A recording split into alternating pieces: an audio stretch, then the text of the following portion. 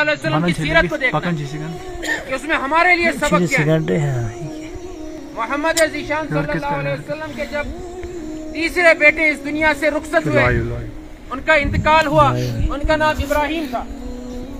रिवायात में आता है मोहम्मद ज़ीशान सल्लल्लाहु अलैहि वसल्लम ने जब उनको दफन किया तो कब्र के किनारे बैठकर मोहम्मद ज़ीशान सल्लल्लाहु अलैहि वसल्लम गमज़दा थे, अश्कबार हो गए, सिसकी बंद गई उनकी और कहने लगे, ऐ इब्राहिम बड़ा दुख दे के जा रहे, ये दुख हम ही नहीं देख रहे, इस दुख से कहीं ज्यादा दुख मोहम्मद ज़ीशान सल्लल्लाहु अलैहि वसल्लम देखे। लिहाजा कोई भी मामला जब हमारे साथ पेश आता है, हम चीखें चिल्लाए ना, वाही बिल्ला न करें, अपने बाल न नोचें, छातियां न पीटें अपनी, बल्कि सब्र और ज़ब्त का मुजाहिरा करें, उसी तर्ज को इख्तियार करें जो मोहम्मद ज़ीशान सल्लल्लाहु अलैहि वसल्लम ने इख्तियार किया। उस हाल में कि हजरत हुसैन रज़ी अल्लाह ताला जब मैदान कारज़ार उनके छोटे से 2 साल के बच्चे को जब तीर आके गर्दन में लगता है, गर्दन के आर पार हो जाता है,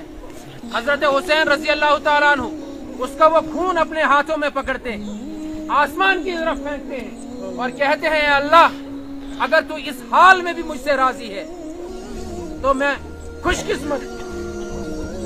बहरहाल किसी का भी इस दुनिया से जाना ये हमारे लिए एक सबक होता है, एक याद दहानी होती है। लेकिन नौजवान जब कोई बिल्कुल कम उम्र में इस दुनिया से जाता है तो ये हम सब के लिए एक ज्यादा मजबूत दलील होती है इस बात की कि कोई ये ना सोचे कि अभी मैं छोटा हूँ, नौजवान हूँ, 60-70 साल का, 80 साल का हो जाऊंगा तब इस दुनिया से जाऊंगा। अल्लाह ताला कुरान करीम में फरमाते हैं, कुल्लु नफ्सिन ज़ाइक़तुल मौत, कि तुम में से हर एक को मौत का मजा चखना है। मौत किसी को नहीं छोड़ेगी, न बूढ़े को, न बच्चे को, न जवान को, न मर्द को, न औरत को, न अच्छे को, न बुरे को, मौत किसी को नहीं छोड़ेगी।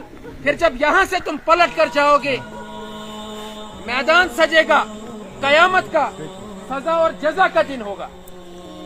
लेकिन मसला ये है कि ये मौत आज हमें अपनी मौत भी याद दिलानी चाहिए। हमें ये याद होना चाहिए कि हम में से हर एक ना एक दिन इसी बेबसी के आलम में होगा।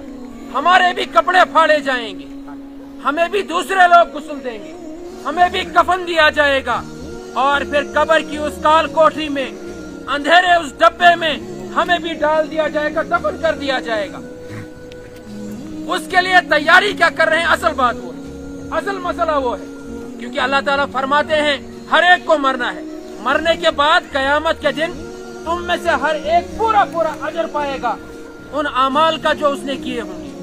अच्छे अमल किए होंगे, नामाए अमाल दाएं हाथ में दिया जाएगा, बुरे अमाल किए होंगे, नामाए अमाल बाएं हाथ में दिया जाएगा। सोचो उस वक्त तुम्हें कहा जाएगा, इकरा किताब और देखो तुमने इसमें क्या किया है। तुमने नेक काम किए हैं, सालेह अमाल किए हैं, या बदकारियों से, सियाकारियों से अपने नामाए अमाल को काला किया है। इंसान कहेगा मादी हाज़ल किताब, ये कैसी किताब है? सुन्नतों को छोड़ दिया होगा, वो रोएगा, पछताएगा, लेकिन उस दिन पछताने से बनेगा। उस दिन फिर 2 ही मकाम होंगे, फमन ज़ुहज़िहा अनिन नार वअदख़िलल जन्नह, जा लिया गया। हम तिजारत करें, हम बड़े ऑफिसर बने, उसकी बुनियाद पर कामयाब और इस बुनियाद पर इंसान होगा कि कुरान पर कितना अमल किया था, दीन की खातिर कितनी जिद्दोजहद की थी। इस वक्त खुसूसन वो तबका हमारे सामने बैठा हुआ है जो अपना रिस्क और रोजगार कमाने के लिए यहाँ से लेह जाता है, लद्दाख जाता है। आप जाएं, अगर अल्लाह ताला ने आपको वहां रिस्क अता किया है, लेकिन आप दीन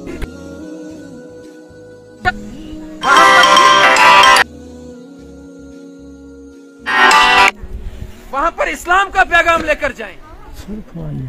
त्याच्यात कसे बहारी इसकन डोळ्यात ठेवून नौजवान त्याच्यात कसे मजूर केले, लद्दाख को हमारे नौजवानों ने सजाया, वहां की तामीर और तरक्की यहाँ के लोगों के हाथों से हुई, लेकिन उस तरक्की, उस तामीर की बुनियाद पर कामयाब और नाकाम नहीं।